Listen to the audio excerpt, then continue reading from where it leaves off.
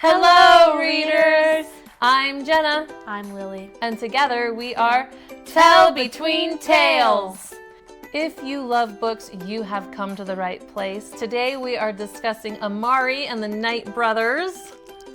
This adorable little book right here. And we read this for our monthly book club that we do at home.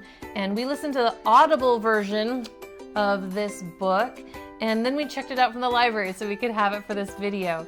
One fun thing that we discovered that you don't get in the Audible version is that this book has awesome cute pictures. Pictures at the beginning. At the beginning of each chapter. Awesome. Which was really fun to have gone back and to see all of the pictures after you've read the story. So those are super fun. One of the very funny things is that when you first read it, you're like, what are these things in the background? We don't know what they are. You'll learn about what they are, these guys, later in the book.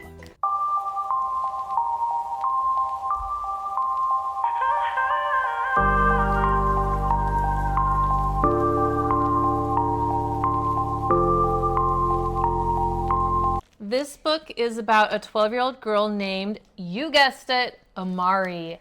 And she comes from the poor side of town, and her brother went missing about 6 months prior to the events of this book. So you can imagine her surprise when one day she finds a briefcase from her brother, and inside is a nomination to a very prestigious summer camp.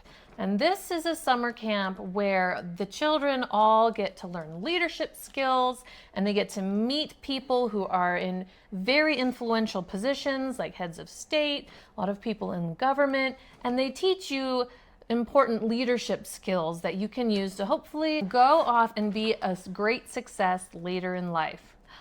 Or is it?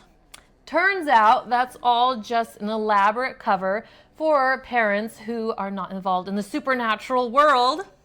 Amari's brother attended this camp years ago when he was her age, and so Amari is now immersed in the supernatural world and is finally able to find out clues as to what happened to her brother. So, will she be able to find her brother when all of the supernatural agents have failed, or will he be missing forever? This is the beginning to a fun fantasy adventure where Amari embarks on a brave quest to find her brother. Your classic introduction novel then introduces you to Amari's story, the rules of the world, the organization of the hidden world within our own. It's the classic tale of an underdog rising up to face great trials and tribulations while overcoming intense internal struggles. So what did we like about the book? So we liked a lot of things about the book. One of the great things I liked was that the pacing is really good. The beginning does a lot to establish the characters and the setting and the whole feel of the novel. I really like the characters' personalities and of how they deal with situations in different times. I really like how you get to get inside of Amari's head and you feel like you get to know her very quickly and you get to feel exactly how she thinks and feels about her brother missing, and the anxiety that she feels is very intense, and just the great desire that she has to bring him home and how much she wants to find her brother. Going along with what my mom just said, the other characters that she meets throughout the story really help her with the situation that has been going on. I really like the organization of the humans within the supernatural world. I thought that was really clever. I also really like all of the magical objects that they have. I always love reading about magical objects within a story. And I really like all of the technology that they introduce. They have all of their own technology that they've invented, and that's super fun to read about. And a lot of the things aren't what you would expect, and it kind of throws a little, curveball in there for you, and that's super fun to read about as well. I really enjoyed that. And the last thing that I really, really liked was that the author has a lot of deeper themes that run throughout the book. I was really impressed at what B.B. Alston takes on in this novel. The amazing depth that he has to the themes of bullying and poverty and social media. Yes, that's a big one too. Also throughout the book, there are multiple high climaxes, which makes the book very interesting and very juicy. Yeah, definitely a page turner. Other themes that show up are the classic themes such as good and evil, and it really talks a lot about what makes something good and what makes something evil. Like, is it inherently good or is it inherently evil? Or do you have a choice? And are you able to become good or evil based on the choices that you make, or is it something that society pushes you into? I think that these themes are all handled really well, and they add a lot of depth to this middle grade fantasy.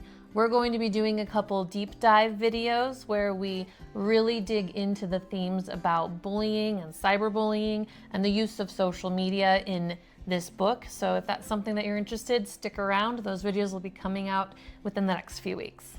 Now we talked about all the things that we liked. There are some things in there that we really didn't like.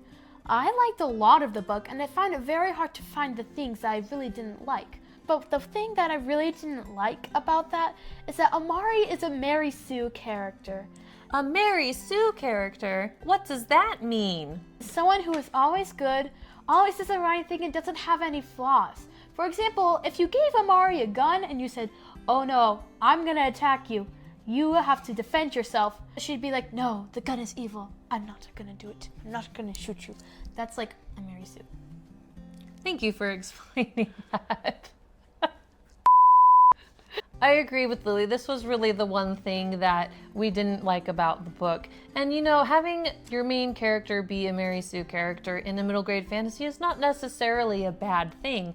It is, after all, for a younger audience. I think that there's a lot of benefit that can be gained from reading about a character who really does choose good all of the time.